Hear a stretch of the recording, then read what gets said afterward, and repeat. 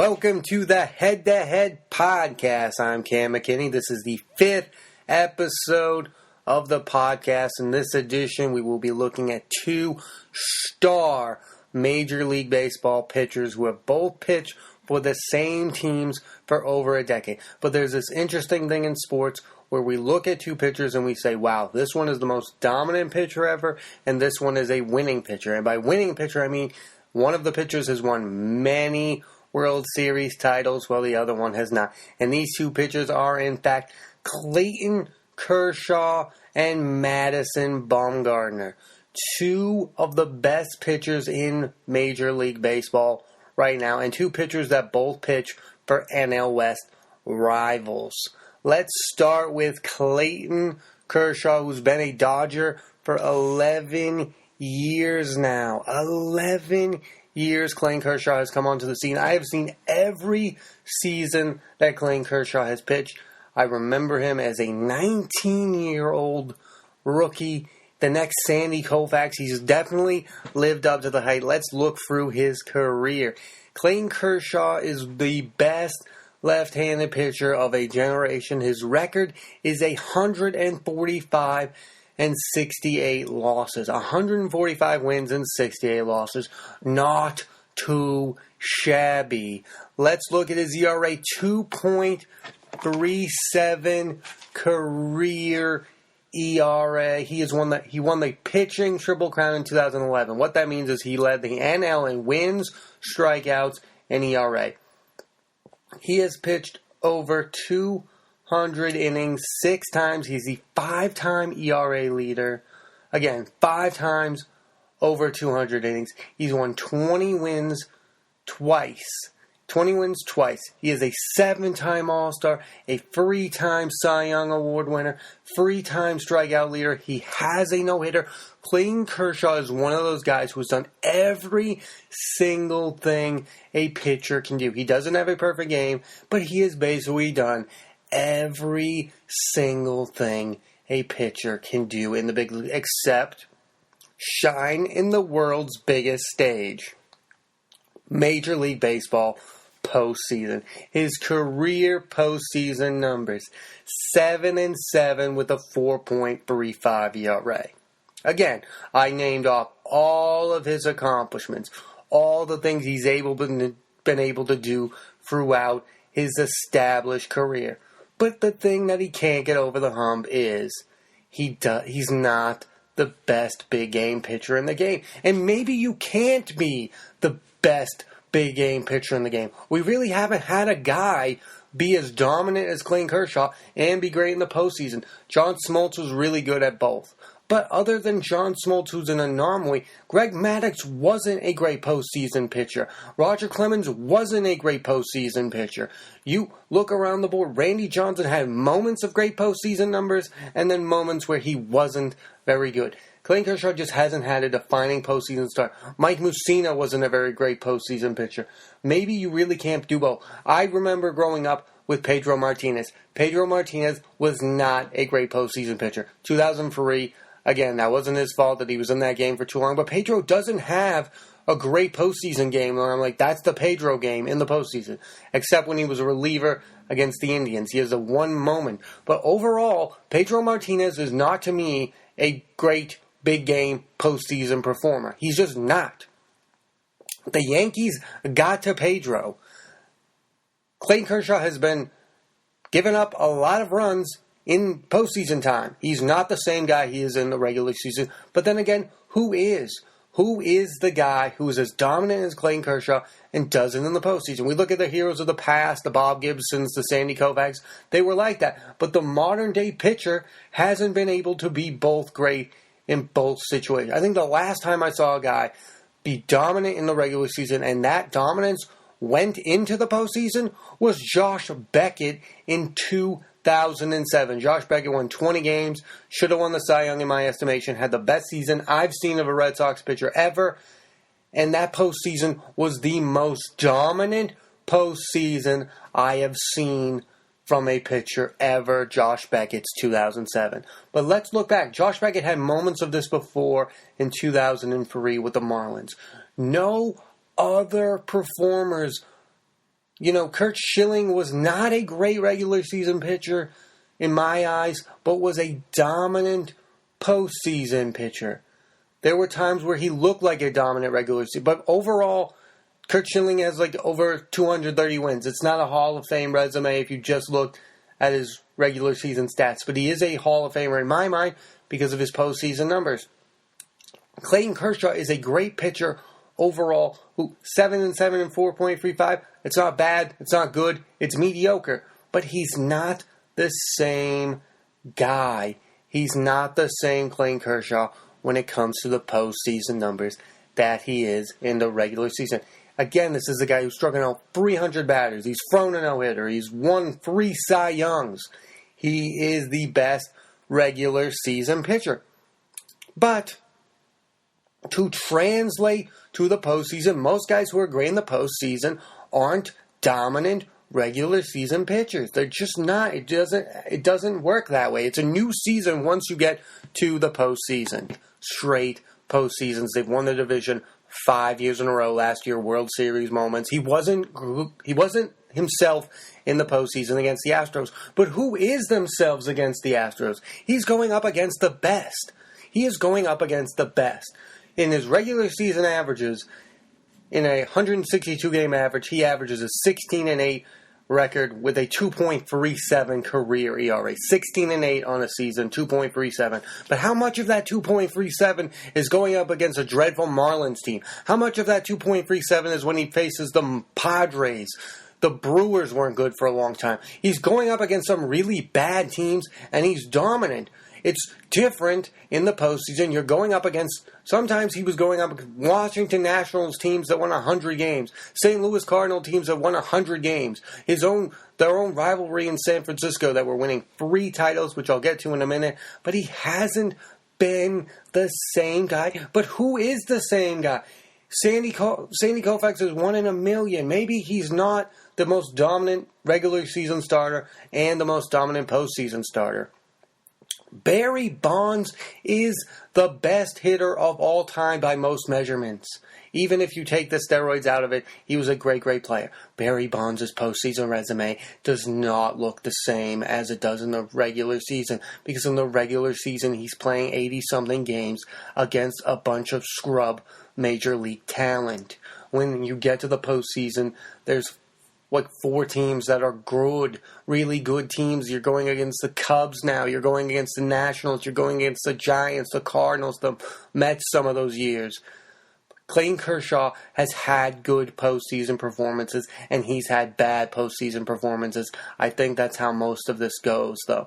There might be a year where he gets out of his own head and pitches a great postseason overall, but it's not the same as the regular season because he gets the 5 days of rest. This is another thing that the Clayton Kershaws have to deal with, something that other pitchers in the postseason don't have to deal with. The short days of rest. He is the Dodgers pitching staff. He had Zach Greinke, and then that was it. He's never had a pitching staff where he didn't have to pitch short days of rest, and that has ruined the guy. I've seen it with CC Sabathia, who struggled on short days of rest in postseason. I've seen it with other guys. Short days of rest. When 2007 the Cleveland Indians, CC Sabathia had to pitch short days of rest. The Red Sox ended up winning that series because they had those 2 guys in Sabathia and Carmona. When you have a 2-man pitching staff, and that's how you have to win a postseason series, it's not going to work out in your favor. Clayton Kershaw has been the guy. He's been the LeBron James of the Dodgers. He's had to carry them through postseason. Even last year, they won 100 and something games, and they didn't have an elite pitching staff. They had one guy who had to pitch great, and he pitched decent, and they were 1 game away from winning the World Series. I don't think that should fall all on the blame of Clayton Kershaw. Mostly it should go on the blame of Yu Darvish, who was supposed to be that guy but didn't live up to the hype. But Clayton Kershaw is an all-time great pitcher, no matter which way you look at it. He just hasn't been able to do well in postseason play. Let's look at another pitcher who is his rival. He is a guy I look at him when I look at Clayton Kershaw. Madison Bumgarner has been a Giant for 10 years. He has been the face of the Giants pitching staff. Madison Bumgarner has a 104-77 record. So that's lesser than Kershaw. 3.01 ERA. pretty decent, not the same as Kershaw's. Over 200 strikeouts 4 times, that's pretty impressive. He's made over 30 starts 6 times. But this is where Madison Bumgarner starts to look different than Kershaw. An 8-3 postseason record, and he is 4-0 in the World Series. Madison Bumgarner is a 3-time World Series champion, a 4-time All-Star, World Series MVP, and NLCS MVP in 2014. In his average seasons, Madison Bumgarner, through a 162-game average, is 15-11 a season. So Clayton Kershaw is 16-8 with a 2.37, and Madison Bumgarner is 15-11 and a 3.01 ERA. So you're saying to yourself, Cam, he's not the same guy as Kershaw, but on the biggest stage, Madison Bumgarner, also a lefty, is dominating. The stakes are high. He is dominating the sport when it matters most. Madison Bumgarner is a really good regular season pitcher, but when the stakes are at its highest, he is performing at the highest level. He's won 18 games twice in the regular season. He's nowhere in that realm of Clayton Kershaw when it comes to the regular season, but he is that Curt Schilling type pitcher. When I need a game to win, I'm going to Madison Bumgarner, and he pitched 5 innings of relief against the Royals to win a World Series. 5 innings of relief after pitching Game 6. He is an all-time great postseason performer. Madison Bumgarner is on a different level. He is a different Madison Bumgarner on the postseason level than he is on the regular season level. But here's the question I want to ask, and I think I know the answer to this question, but should Madison Bumgarner is not the same pitcher as Clayton Kershaw when it comes to regular season, but should his postseason make him almost at the same level of Kershaw? I almost think of them as the same level of talent. Clayton Kershaw has the talent of dominating regular season after regular season, 3-time Cy Youngs, all those things I said before. But Madison Bumgarner does it when it's about win time. And win time is what sports is all about. I think of it as like this. I feel like Clayton Kershaw is getting all the hype. He's getting all the fame. He's getting all the awards. He's like the pop singer. He's Taylor Swift in this thing. He's winning every single thing imaginable. And then Madison Bumgarner is this. He's just this guy who does his job. I don't really know how Madison Bumgarner talks. I don't really know that much about Madison Bumgarner. He's like a farmer. He drives a motorcycle. He's like an indie artist who is striving to become mainstream, but he doesn't even care about being mainstream. He's just doing his own thing, and in doing his own thing, he is dominant. He's a 3-time World Series champion. Like I said before, a World Series MVP and an NLCS MVP in the same season. His regular season numbers are not that. He's not great regular season pitcher. 104 and 77 is really good, but it's not staggering. It's not Clayton Kershaw numbers. He's not winning Cy Youngs. He's not being talked about in that same realm. But then he comes in the postseason and he dominated an entire postseason. The 2014 postseason is when Madison Bumgarner became the same, that level of pitcher where I go, wow, he's not a must-watch in regular season games. He just made his first start of the regular season this year, not that long ago. But there's something about him that's exciting because I think he's one of those guys who doesn't think about it as much. Maybe he's getting the benefit of the doubt by the Giants rely on him, but not in the same way. You know what I mean? He had years where he had Tim Lincecum, and he had Matt Cain, and he had Barry Zito to a lesser extent. He wasn't the guy on the Giants. To compare the two, I don't know if they're on the same level. Now it seems like the Giants need Madison Bumgarner to be a Clayton Kershaw level regular season performer. But he started out not being the guy, and he's developed into the guy. Clayton Kershaw has been the guy. He's going to be the guy. They need him to be the guy. What is that like? Is the stress getting to Clayton Kershaw, and Madison Bumgarner has no stress, so that's why he performs on this level? The level of performance of Madison Bumgarner is just, you can't define why it's special. You can't, there's something magic about it. He should have won probably that year in 2014, I don't remember. Clayton Kershaw probably won the Cy Young, but it didn't matter because Madison Bumgarner took over the sport and won World Series MVP, and he was the main reason. He's 8-3 in the postseason. He is a different level of performance. in the postseason when it matters most. And Clayton Kershaw, like I said, 7-7 is not the same as 8-3. And Madison Bumgarner is 4-0 in the World Series. There are some of these guys whose level just elevates in the postseason. It's not just Bumgarner. I've seen John Lester do it. I've seen Chris Carpenter do it. But there's something different with Bumgarner. 5 innings of shutout baseball coming in from the bullpen after pitching a marvelous Game 6. You will never see something like that again. He is a different type of guy. He's going to throw over 200 innings. He's going to do the dirty work. It's not always going to look great. He can throw 200 strikeouts. So we look at them and we say Clayton Kershaw is so much ahead of Madison Bumgarner, but I just don't see it that way.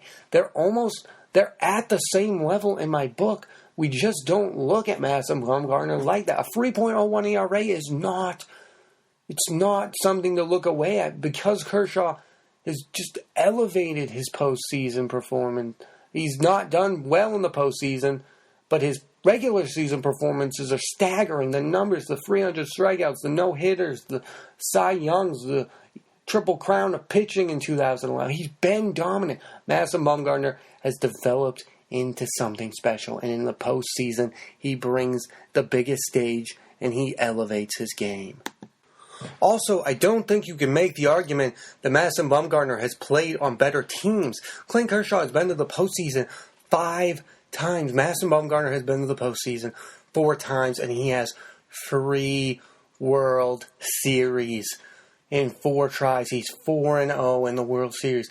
When he gets the ball, the Giants are most likely going to win that game. He is a postseason performer. He's not the same guy in the regular season. Again, 104-77. Not bad, not great. But in the postseason, he's all-time great. I would put him on that list of all-time great postseason pitchers. The Kurt Schillings, the John Smoltz. Those guys. He's on that short list. He's on that list of Andy Pettit's. I need a win. He reminds me of Andy Pettitte, and I loved Andy Pettitte more than any other pitcher when I was watching baseball. Andy Pettitte was a big-time performer. He was really good in the regular season. I felt like he was an underrated regular season performer, but in the biggest games that the Yankees need to win, they went to Andy Pettitte. I think of Madison Bumgarner as Andy Pettitte. He probably a little bit better, not a lot better, in the regular season. Pettitte wasn't striking out 200 a year. But Madison Bumgarner, he's not talked about in that same realm of Kershaw, Scherzers, Klubers, but he should be. I think he deserves more praise than he receives, not just because of 2014, not just because of his postseason numbers, his regular season numbers, 200 strikeouts 4 times, 200 strikeouts 4 times. That's a lot. 30 starts 6 times in his 10 years. He's made his 30 starts. That's not great, but still, But the postseason, he averages 15-11 record. 15 wins, 11 losses. Again, that can look like, he's just another guy. That's not just another guy. We could have this debate. I think Madison Bumgarner is on his way to a Hall of Fame level baseball career. He is on Clayton Kershaw's level. But we have this debate. Should the postseason elevate Madison Bumgarner over people who are better than him in the regular season? Like Max Scherzer is a great regular season performer. He's never done anything in the postseason that mattered. Corey Kluber is a great regular season pitcher. He's been to a World Series, but he hasn't dazzled in the postseason. Madison Bumgarner has dazzled and perfected his craft when it mattered most. He has made America watch him on the biggest stage, and he has performed. That is what sports is about. I know the regular season matters, and I know that the Cy Youngs matter, and I know the strikeouts matter, and I know the ERA and the Triple Crowns. And Clayton Kershaw wants to win. That's why he plays sports. It's competitiveness. He doesn't want all those awards. It's just something that people have given to him, and he deserves. He's the best regular season pitcher I maybe have ever seen. But 7-7 and 4.35 ERA is not the same level of performance than he does in the regular season. It's not the same guy. It's not the same Clayton Kershaw. But again, there are great pitchers who aren't that guy Roger Clemens, for instance, was never the same Roger Clemens in the postseason. Like 86, he had some years where he was, and then he had some years where he wasn't. He had some years where he was good, he had some years that he wasn't. Madison Bumgarner, every year he has been in the postseason. He has been a big part of why they are three-time world champions. When he was young in the first one, he was a big part of it. When he was a veteran, he was the star of it. That is what the sport is about. It's about winning. It's about that, we play the game to win, the Herm Edwards thing, We play to win the game, and Madison Bumgarner wins the games that matters most. I'm not saying that makes him better than the Max Scherzers, the Corey Klubers. And in this debate, this edition of Head to Head, Clayton Kershaw, I'm not sure if it does. To my eyes, it doesn't. Listen, I think Clayton Kershaw is a better pitcher than Madison Bumgarner all throughout the board. But I think we have to come to a debate, and we have to come to a reasoning, and this is why sports are great, because there's not going to be a consensus. But should the postseason elevate a guy like Madison Bumgarner over, like I said, Clayton Kershaw is like a pop star, Taylor Swift and the indie artist. You love the indie artists because they make great music, and it's just better music than the pop star. But the pop star is famous, and the pop star is getting all the awards, and the pop star is the one that everyone's talking about. And when Clayton Kershaw goes on the DL, it's the biggest news in the world. Madison Bumgarner has missed most of this regular season, and nobody talks about it. But listen, in this edition of Head to Head, I think Clayton Kershaw is the better pitcher. He is the better pitcher. He's going to have a postseason moment. But Madison Bumgarner is not far behind. I think Clayton Kershaw is better than him because the regular season numbers are so much better. But there are some guys who we think are great pitchers in the regular season who are looked at as better as Madison Bumgarner. And I'm saying I would take Madison Bumgarner, to me, a top 5 pitcher. He should be talked about more on that level. But this edition of Head to Head, Clayton Kershaw is a better pitcher than Madison Bumgarner. If you enjoyed listening to this edition of the Head to Head podcast, just remember there will be a weekly podcast episode, and remember to review, rate, and subscribe. I'm Cam McKinney. Thanks for listening to this edition of the Head to Head podcast.